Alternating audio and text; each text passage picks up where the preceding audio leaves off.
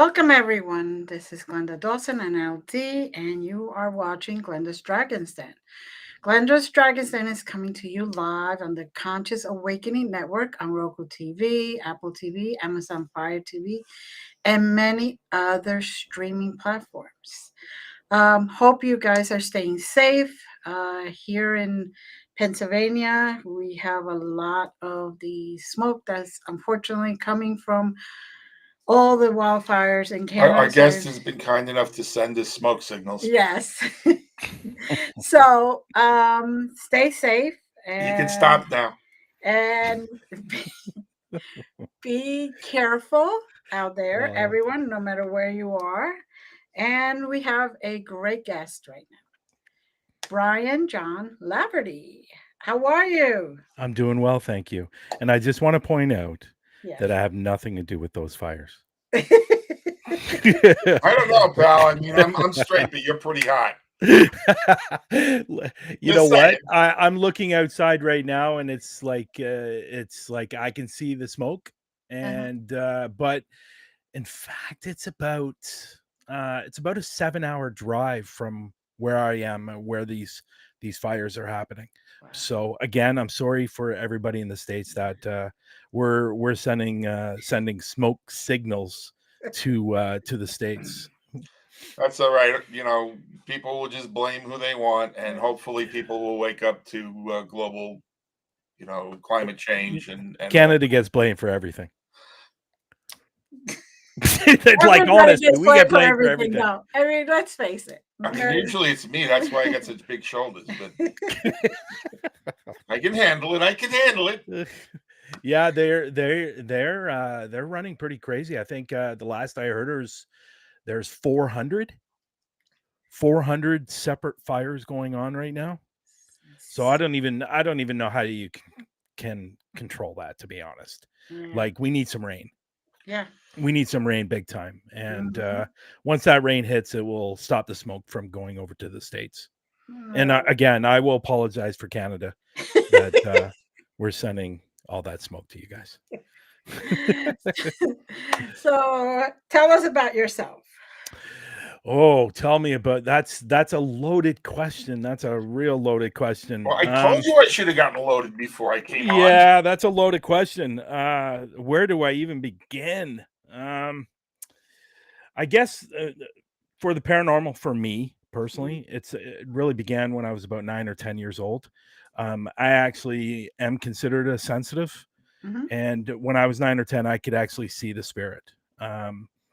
I can't see facial features and I can't hear them, but I can definitely tell if it's a man or a woman or something else. Won't get into what that something else is, but yeah, those are my abilities. The only problem with my abilities, I can't turn them off or on. So when it happens, it happens. And it seems to happen. Sometimes it seems to happen at the oddest times. Like, I could just be walking down the street and I will see a spirit like right in front of me in the middle of the day. I can be standing in my balcony. I could see one walking down the street. It just happens whenever it happens. If I walk into a location, a haunted location, sometimes it happens, sometimes it doesn't. I guess it's depending on the energy in the place or the energy of the spirit, on depending how strong they are. Really, for me, like, even watching a video, it doesn't happen very often, but when it does, it's pretty strong. Like, for example, I was on a podcast last week and I saw it right beside this person that was also on the podcast. And I told him that she's standing right beside you. It was his wife that recently passed about 4 or 5 months ago. And for some reason, I kept on picking up sorry. And that actually meant something to him. So it was definitely interesting. So really, for me, it really started when I was about 9 or 10 years old. And I really had my very first experience on being touched by a spirit when I was about 15 years old. I had a good friend, his grandmother passed away. I went to see him about 3 weeks after her passing, and we were sitting in his bedroom, and I felt what seemed like a hand on my wrist, and then a head leaning against my shoulder. and it lasted for about 30 seconds and disappeared. Now, I know most people say when they're touched by a spirit, it's usually a cold feeling.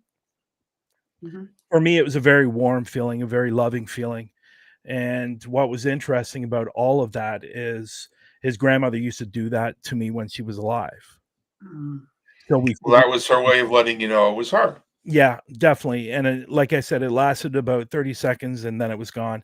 It was almost like her saying goodbye. Mm-hmm. And during that whole time, I was telling my buddy that something's touching me. And he didn't believe me. He thought I was, he thought I was kidding. And I said, dude, look right beside me. There was an actual indent in the bed right beside me. And when it disappeared, that indent was gone. Well, And looking at the two of us, you're looking at close to 120 years of paranormal experiencing.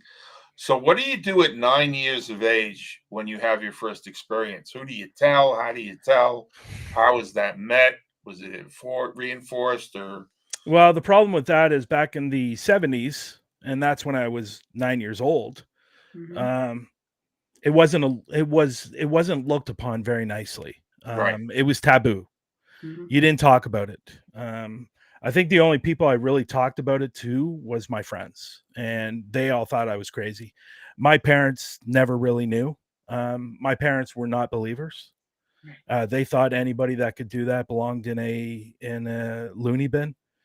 And so you kept quiet. And I think that's, I've been told by several mediums one of the reasons why it's probably my abilities are the way they are is because of the negativity that I heard growing up about spirits. Mm-hmm. And I didn't come from a great home, unfortunately. So every time, and it's funny because every time I see a spirit, the first thing that pops in the back of my head is it's not there. It's not there. It doesn't exist. But that's my parents talking. And I've had a couple of mediums tell me that they believe the reasons I'm unable to see the facial features and hear them, and I can only see the shape and basically what I see is like it's like a full body apparition. It's black. Mm-hmm. It's like a shadow. Like some people say shadow people, right? It's black and it's solid, kind of, I guess. Well, it's not really solid. It's more like a black translucent kind of type of thing. But so they think the reason that because I've had a couple of mediums tell me that my abilities are very, very strong. It's just that negativity, it's in the back of your head, is what's blocking you from really bringing it out. But I don't think it's something I'm ever going to get rid of, that negativity. I've tried many different ways, but people have tried to help me, but it's just one of those things where I think it's always going to be there in the back of my head. And unfortunately, I just can't get rid of it. So, and, so as the years went on, I really became interested in the paranormal. Mm-hmm. As you guys know, I'm sure there wasn't a lot of information out there, especially in libraries. There's probably maybe 2 or 3 books at most. Mm-hmm. So it was more like talking with people, just finding out different things and researching the best you can, whether it was through newspapers or whatever, talking with people. But so I really tried to do as much as I could on research regarding myself. But again, there wasn't a lot out there. So, and unfortunately, I didn't have a lot of people around my circle that were into the paranormal. So, and I guess over the years, it just became a bigger and bigger passion of mine. And I guess about 10 years ago is when I really started going out on paranormal investigations with local groups here in the Toronto area. And that's where it all really began for me for paranormal investigation. So it was around 10 years ago. And then during the middle of COVID, or the beginning of COVID, I decided to create my own team. And that's when Huntaphobia was born. Mm. So tell us about Huntaphobia. What does the team consist of? Me. Me. Well, and how many faces does Sybil have? I I have 5 personalities. Oh, okay. And, Well, that's a no, good thing. no, just kidding. But at the beginning, there was me, a friend, a guy that ended up becoming a friend. He was coming out with me, and we had a couple of camera people. Unfortunately, as we all know, when it consists of teams, sometimes you're not always on the same page. And unfortunately, I was able to go out a lot more than they were able to. So I ended up started going out by myself. And if I didn't go out by myself, I would hook up with somebody else that was in paranormal investigation. So I was really collabing with a lot of people. And that's, and I still do that now. I don't really go, obviously everybody knows it's in the paranormal world. It's not safe to go out on your own. I get it. I've been to a couple of locations where I have been on my own, and I would never do that again. Because and I'm not one to get scared. It takes a lot for me to get scared, but these 2 locations I went by myself. Yeah, I wouldn't go back and do them again by myself. That's for sure.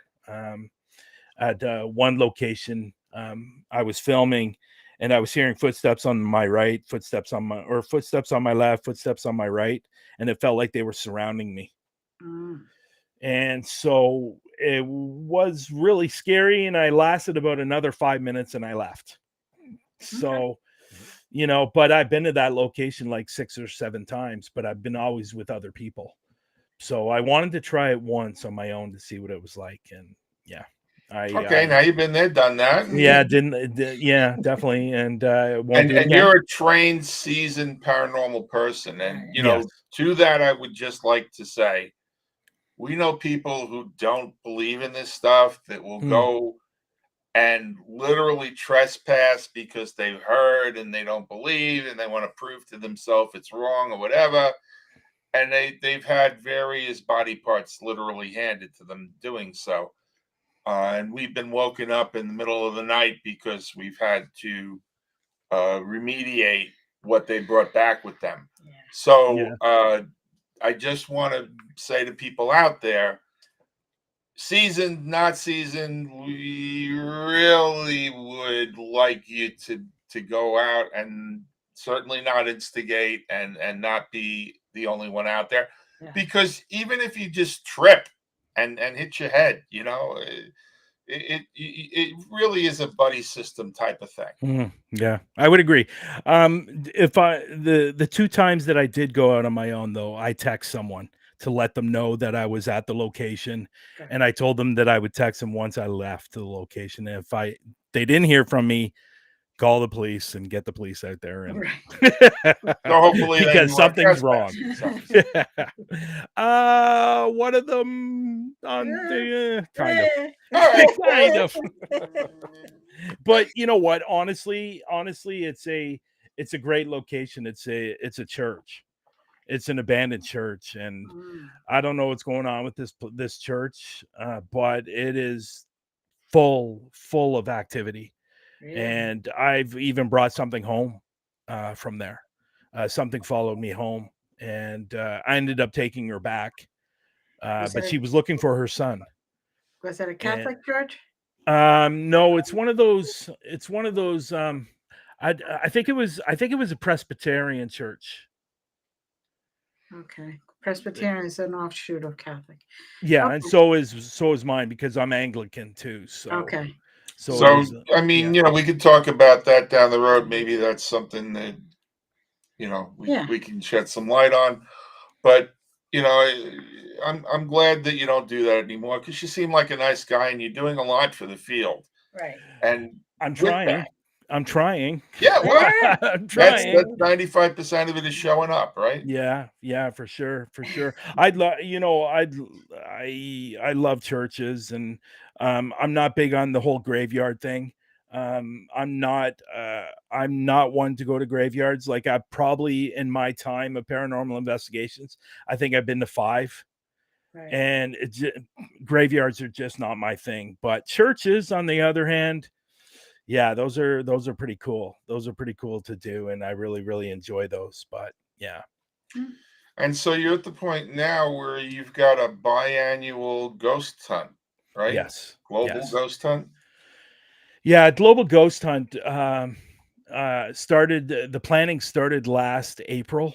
I was with another event, and I was probably with them for about a month, and it just wasn't a good fit for me.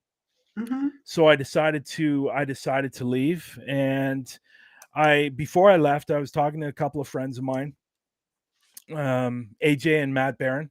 AJ with Talk with the Source, and Matt Barron with paranormal consultant. I talked to them about starting my own, and they said it was a great idea, but I wanted to do things a lot different than the other event. And for one, the biggest thing was I wanted it to be more than just one day. I think 1 day is just not enough. So that's originally I thought 7 days. I would do it for 7 days, but then somebody said, "Well, why don't you do it for 10 days?" So I said, "Okay, sure, we'll do it for 10 days." And that's when really all the planning started, and it was a year. It was a year of planning, and it was a lot of work. And if I knew then what I know now, I might have reconsidered, but it ended up being very successful. Uh, a lot of we had 23 live streams of investigations.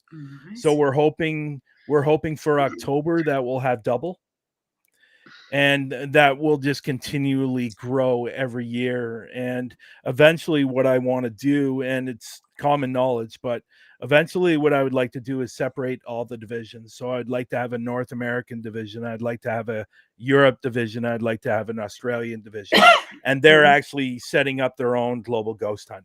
Nice. And for it to happen now, there's a lot for me to consider when I'm doing that, because it's probably going to have to be more than 10 days.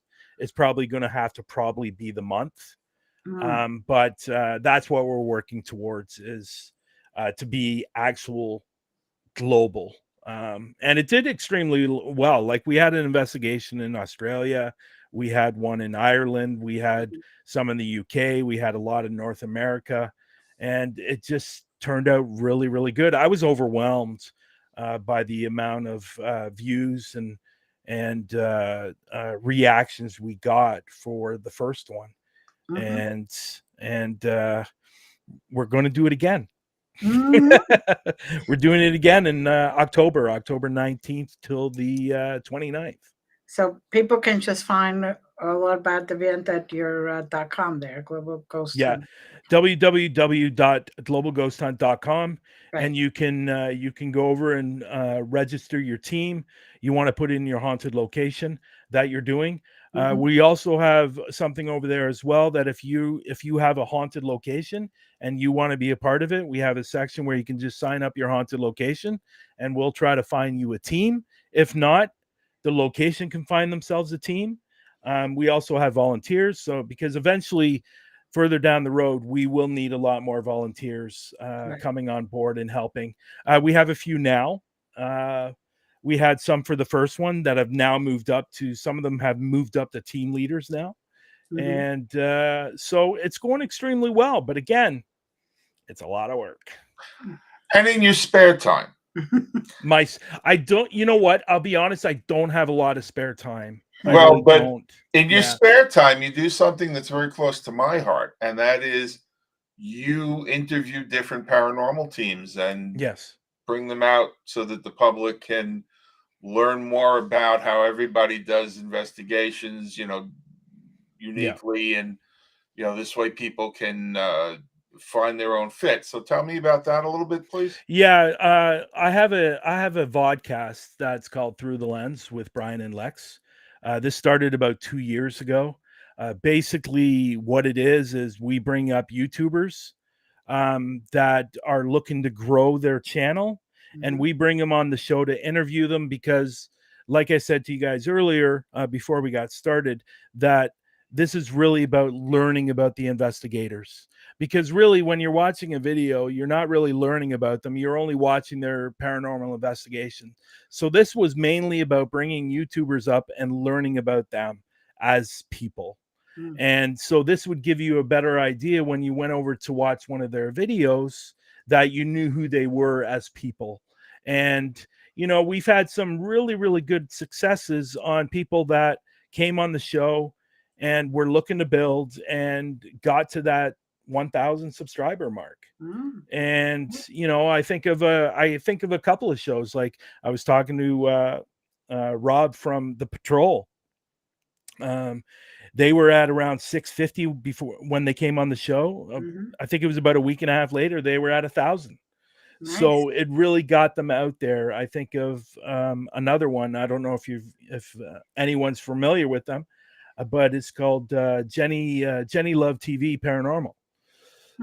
She was around the same number. She came on the show and she grew and she hit that 1,000 mark. So really, we're bringing them on to learn about them, but we're also bringing them on so their channel can grow. Because really, and me and Lex always say this on the show, that, you know, we're tired of these people that are faking videos that are getting hundreds and thousands of views when we have these real paranormal investigators doing real paranormal investigations that are getting 20 views. So tell me about Lex. Lex is Lex. I could put Lex in one simple word, two simple words, no filter. He has no filter whatsoever. Lex says what he feels. But yeah, there's a lot to be said for that. Yeah, but keeping in mind, he doesn't do it in a nasty way. He does it in a nice way, but he's definitely a great guy. He's turned out to be a really, really super good friend, a best friend. And I was out in the UK last year filming with him for the month of I was there in March of last year, and we did 14 days. We did 11 investigations. Wow. Now the UK strikes me, from what we've experienced and what I've heard, to be a very reserved, proper type of environment. How does that work with a guy with no filter? Yeah. Well, I think it's because the city he lives in, all of them are quite young. He lives in Milton Keynes. So, but no, Lex is I think Lex knows when to. I kid about Lex having no filter. Okay, yeah. He's really a great guy, but he doesn't have a filter at all. But he knows when to use it and when not to use it. Let's put it that way. But Lex is a super guy. He's only been in the paranormal industry for about 3 years. And he does wonderful videos. He's got some wonderful videos up on his YouTube channel. If people want to check it out, it's Lex Paranormal. He's got some good investigations up there. In fact, he's already released one video from our UK tour last year. I'm still in the process of editing them, but those will eventually come out. So that's LEX Paranormal, and is that a .com? No. Okay. No, it's Lex Paranormal. That's his YouTube channel. Oh, okay. So that's on YouTube. Yeah, that's his YouTube channel. Great. Okay. Yeah, if he keeps on going the way he's going to be one of the top paranormal investigators in the industry. Well, you know, there's a lot to that, and you know, a lot of it is being able to communicate that level of honesty with the audience. So, you know, more power to the two of you.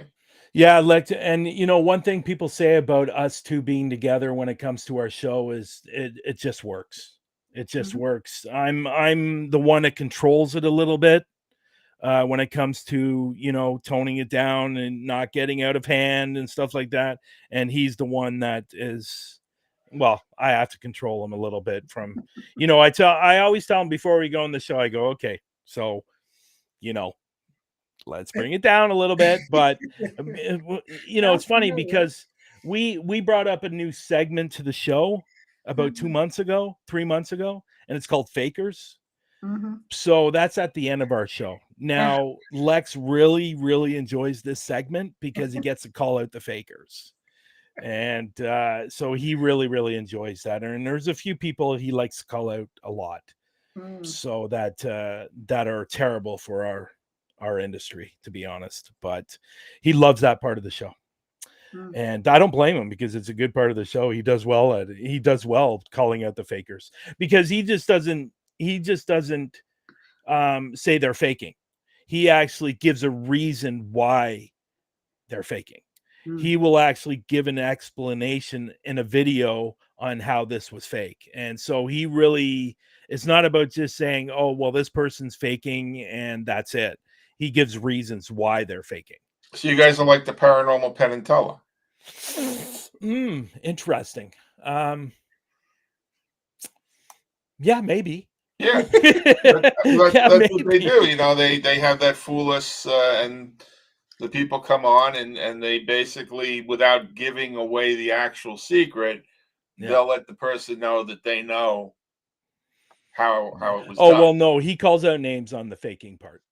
Yeah, no, the names are brought out on the faking part. But in magic, you know, you really don't want to expose a trick. It's sort of a magician code. This is true. So, but it's obvious that they know, and the person knows that they know, and so it's great. Lex is awesome, and he's like I said, he's turned out to be a super, super great friend. And how we met was we started following each other on Twitter because he's more of a Twitter guy than anything else.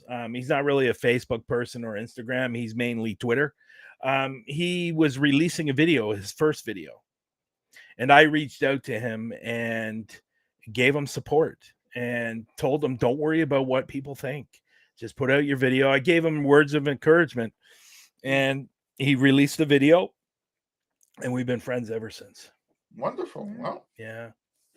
You know, when you click, you click. You know, it's kind of like us. I mean, you remind me, your dynamic sounds a lot like our dynamic because in my mind, I'm right there with no filters, and then sometimes going in, you know, oh, there's minors here, so we need 8 filters, you know. So I'll slap those in and walk a little sideways, but I walk a little sideways anyway. It works. It works. Yeah.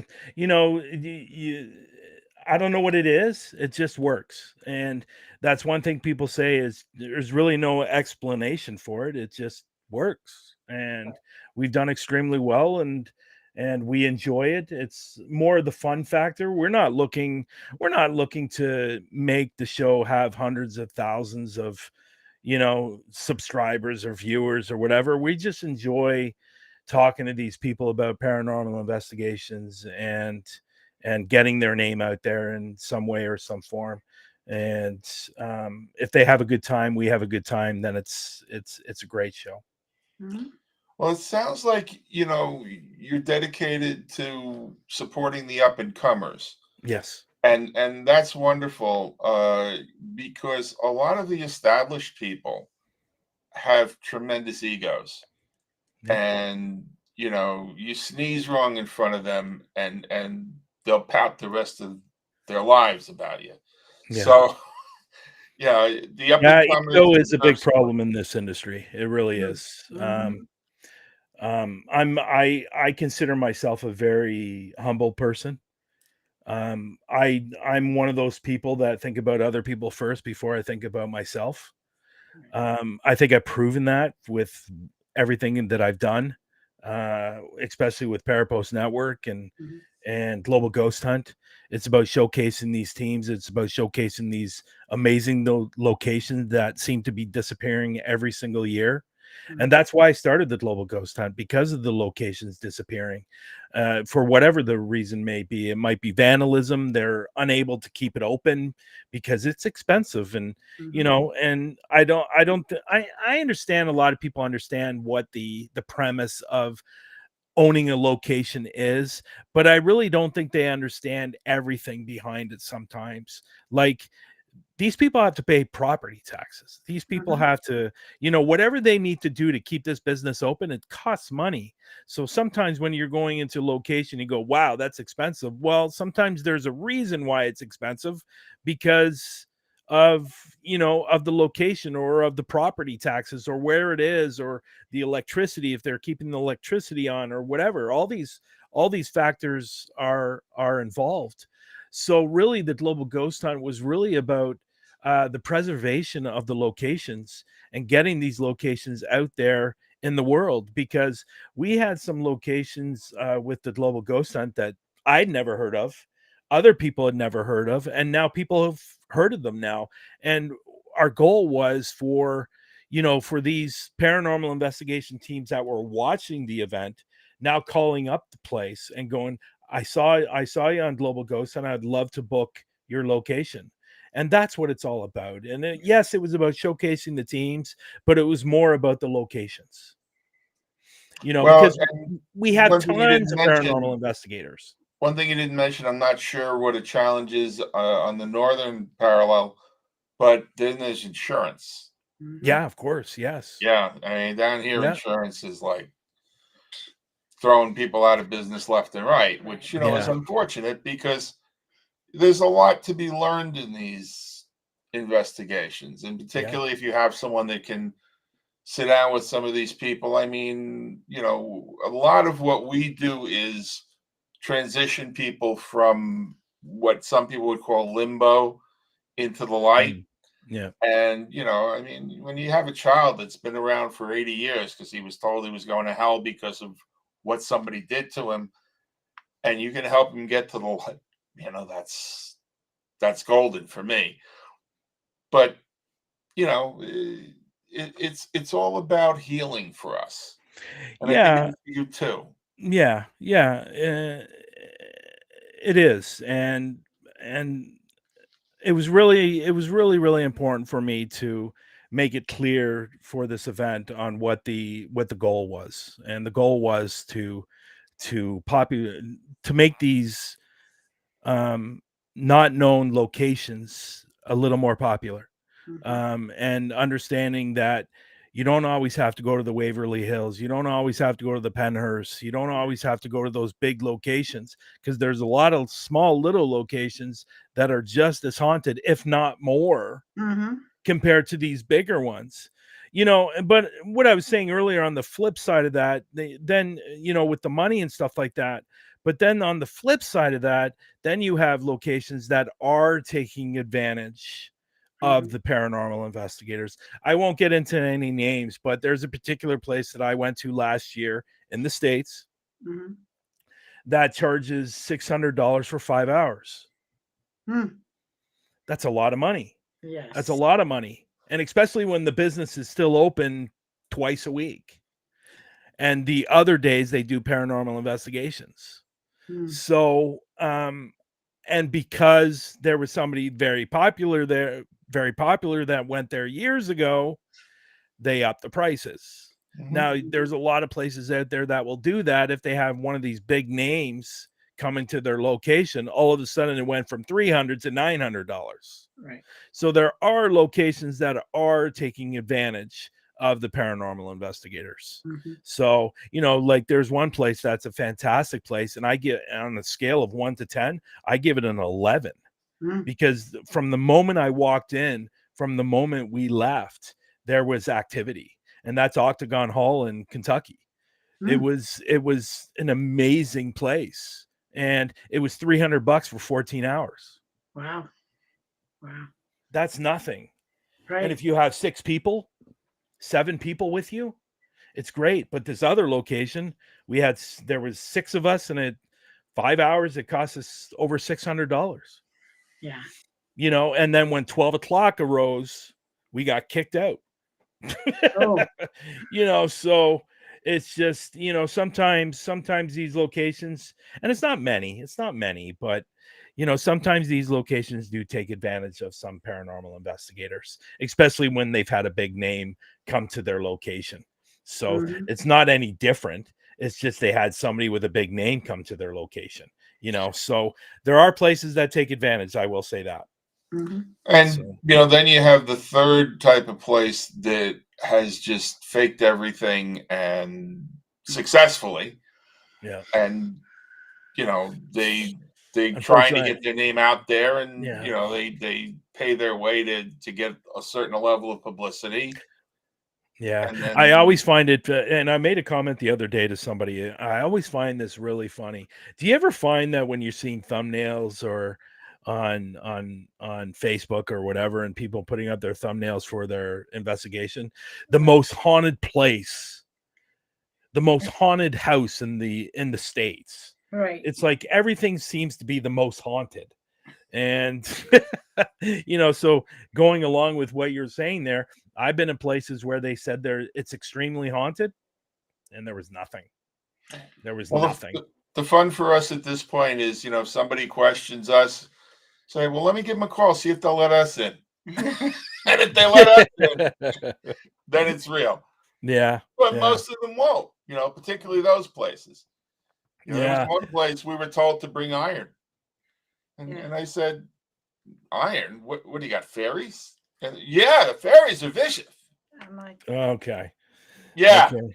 Yeah. like, okay. Well, I was in a place last year where you had to sign a waiver to, if anything happens to you, if anything demonic happens to you, that we're not to blame. And I was sitting here reading it, I go, you got to be kidding me. So, and that was just an indication that there's probably nothing really there. They're just trying to make it look better than it really is. And by the way, this is one of the places where it's the most haunted house in the States. So, I would say there's something there.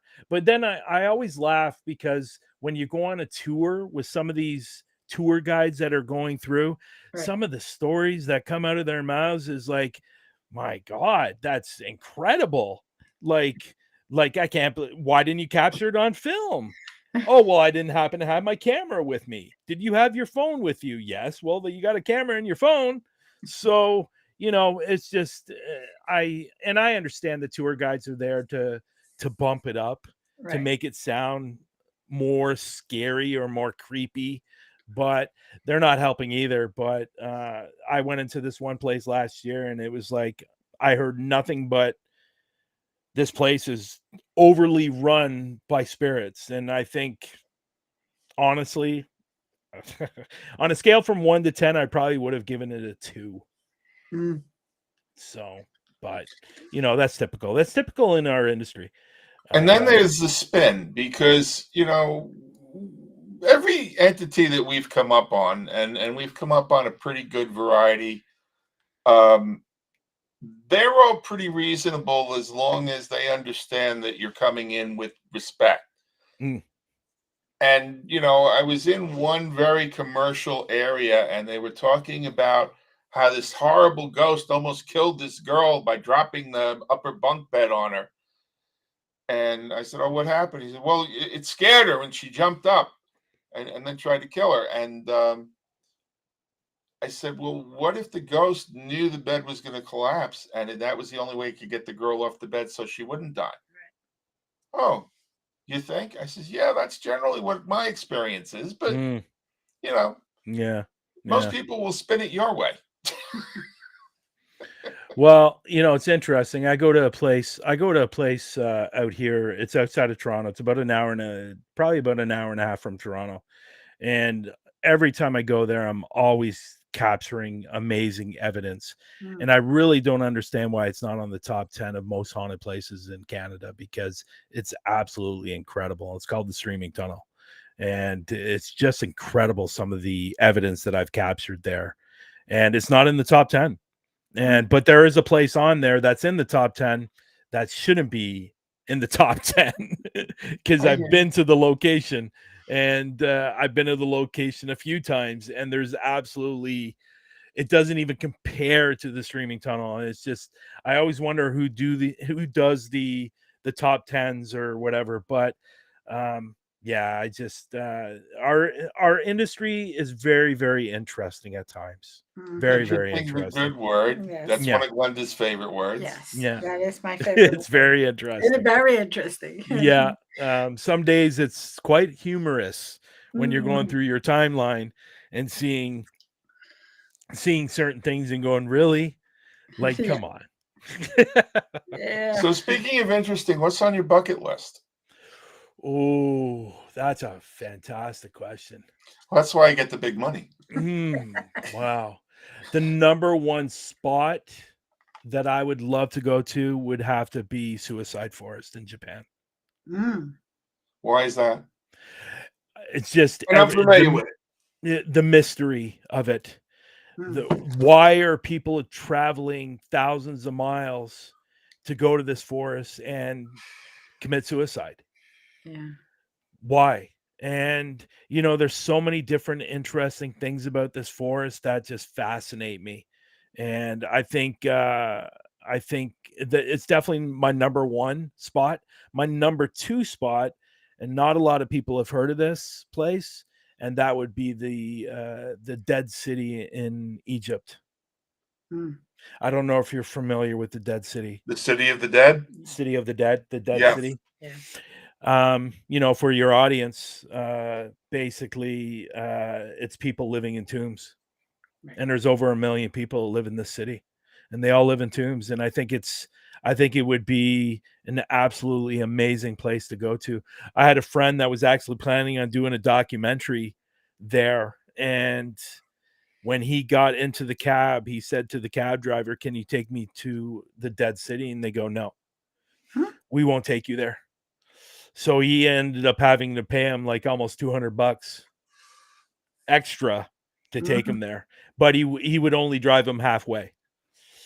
So yeah, he ended up having to walk the rest of the way. But that's another place I'd love to go to. And Egypt itself, I'd love to go to, just because of the pyramids. Mm. It's one of those things where a lot of people have a lot of questions. And I'm the type of investigator that likes to find the answers. Good. Good. Now tell us about your event, part two, that's coming up in October. The global it's between October 19th and the 29th. Mhm. We're getting teams signed up now. Teams are Mhm. starting to sign up, so we're hoping that we're going to have double the amount that we did for the May event. Right. So we're the great thing about the October event is people aren't waiting for a year, Right. because some people were waiting for a year for the May event. This is just it's a quick turnaround. So really it's about getting the teams and the locations. We already have some locations that have signed up that, again, that are not popular locations. Mhm. We have some locations that are coming back, like the Victorian View venues coming back. We have Gilchrist County Jail that's coming back. We have a Genesee Orleans Regional Arts Center. It's coming back. Mhm. Hopefully, we'll get a team in there. But really, it's really about just building, Right. building the event and getting it bigger and better. And eventually, again, like I said earlier, we will split off the divisions, and each like North America, the UK, or Europe and Australia will have their own event during the same time. So really, at the end of the day, it's just about building it bigger and better. We got new things coming to the website that it's going to make it more user friendly for the people that are signing up. Eventually, we're going to have a couple of different packages for Mm. the paranormal investigators, and then I'm hoping eventually the website will be interactive, which means that people will be able to go to the website, sign up, and then be able to talk with each other, like talk to the admin team, talk with other teams, talk with other, whatever, other locations, whatever. So the website will eventually be interactive. And with obvious, people love talking over social media. Mhm. And sometimes that could be a good thing, sometimes that could be a bad thing, but we just want to make it a lot easier for the people that are signing up. Something we are working on now is a directory, which means that our location team leaders are putting together a directory of all the locations across the world, and then we'll put that up on the website. And if a team goes to the website, they don't know where they're going to investigate, they can actually find one in their area. So they'll click on that, and then it will automatically go into the registration, and that will be their location that they're going to investigate for their day or their night. So that's going to eventually come along over the next year. And so it's just going to be, it's what you're seeing now, I would say in about a year's time is going to be completely different. Okay. Well, what I love about the opportunity that you're creating and doing it biannually is there are certain locations I only want to be there a certain time of year. Yeah. Or I'd rather be there a certain time of year. So, Yeah. it's nice if you're in a place where it's going to be summer. And I realize you're basically in spring or fall, the way you've got it set up. But even so, there are certain places I don't want to be at the end of hurricane season. Well, that's depending where you live, right? But Right. and also, it's where the venue is. Yeah. Well, it's all over the world, right? So Right. it's depending on where you are. But and I didn't mention this as well. Eventually, what we'll do is it will end up being maybe 3 to 4 times a year instead of twice a year. For obvious reasons, because of once we split off the divisions, there's going to be a heck of a lot more teams that are signing up. We had 23 in the first one. We're hoping to have double in the second one. By this time next year, we could have between 1 to 200. Right. And so me saying earlier that I might have to stretch it out a few more days, instead of having it 10 days, it might have to be 14 days. But eventually, once we split off those divisions, it's probably going to have to be the month. And but and we'll have these various different locations, and hoping, or the team is hoping, the admin team and myself, we're hoping that these locations just are going to flourish, and they're going to get a lot more paranormal investigators out there. There was, like I said earlier, there were some locations in May that I'd never heard of. I'd never heard of the Dumas brothel. I'd never heard of that place. And it was a great investigation for Michael Wong from PN Paranormal. There was another place, the Radio Music and Technology Museum, I think it was called. Never heard of this place, and it did extremely well. So the goal of the Global Ghost Hunt, yes, we're showcasing the teams, but really at the end of the day, it's about the locations. It really is. And we're hoping that these locations are just going to come and say, we want to be part of this. We want to get there. We want to get our name out there. And that's what it's all about. And that's, I know this is used a lot, and I'm not saying I'm not a fan of it, but I hear it a lot, and that's para-unity. And, and it's a nice word. It's a good word. There's a lot of people who follow it. There's a lot of people that don't, and that say they do.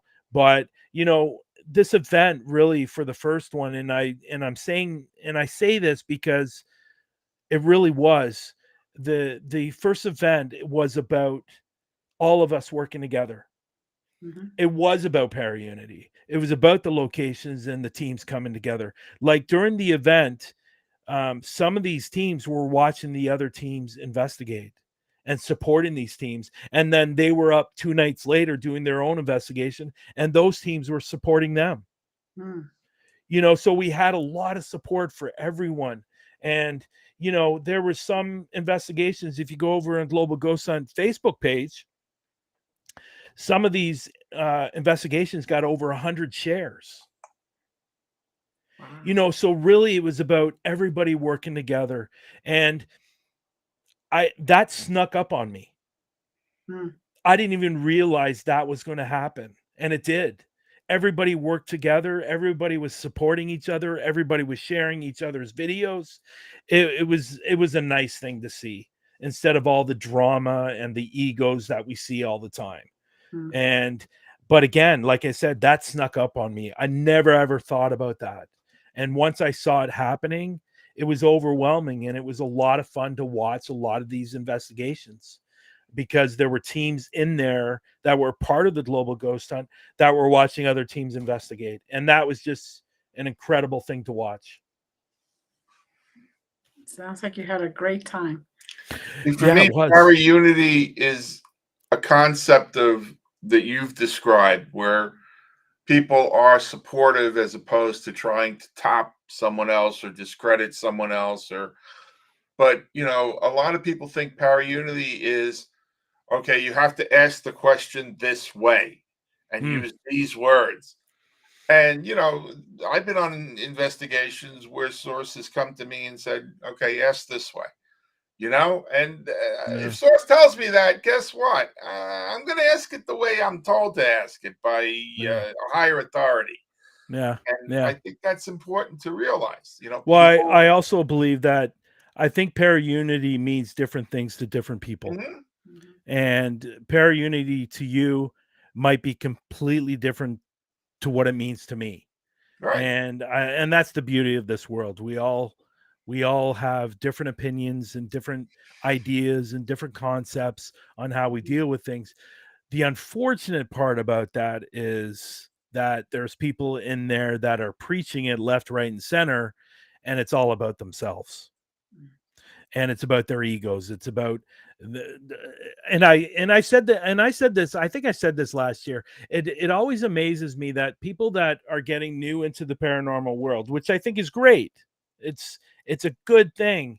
But a lot of these people think that they're going to pick up a camera and they're going to be the next ghost hunters on TV. Unfortunately, it just doesn't work that way. And you've been on TV, LD. I've been an actor, and you're an actor. Or are you still an actor? Are you still doing acting? Or I'm doing acting right now, pal. okay, I look like I'm having a good time, don't I? Not. So I'm an actor here. I'm an actor here in Toronto, and where was I even going with that thought? I lost my train of thought there. You made me laugh there, and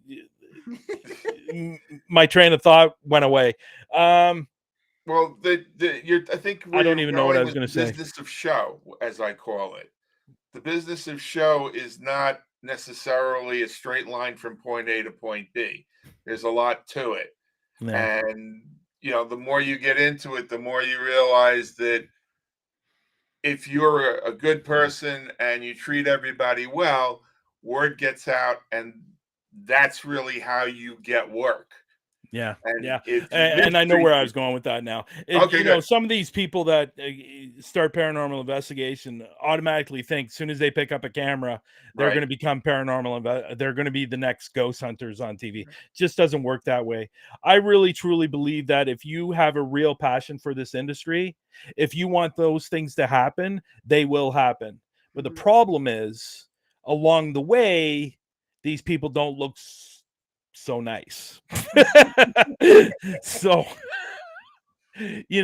but that's unfortunately that is our industry, that is our field. I don't think we'll ever get away. We can preach para-unity all the time we want, and at the end of the day, I just think it is what it is right now, and the only way to get rid of those type of people is not associate with them and just go on and do your own thing and have fun doing it. Well, that's the key, right? The key is to have fun.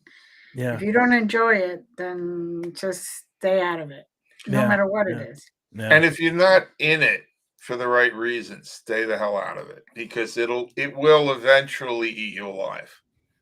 I believe you that. start messing with the wrong stuff, and you're not going to know what hit you. Yeah. It's like I said earlier in the show, it's definitely an interesting industry. It definitely is. It's one of a kind. That is for sure. It's funny because I thought I've been doing acting, I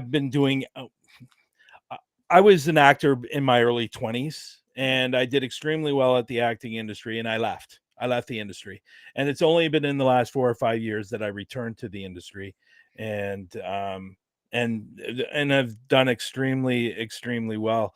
I thought the acting industry was bad for the egos, but the paranormal field is 40 times worse.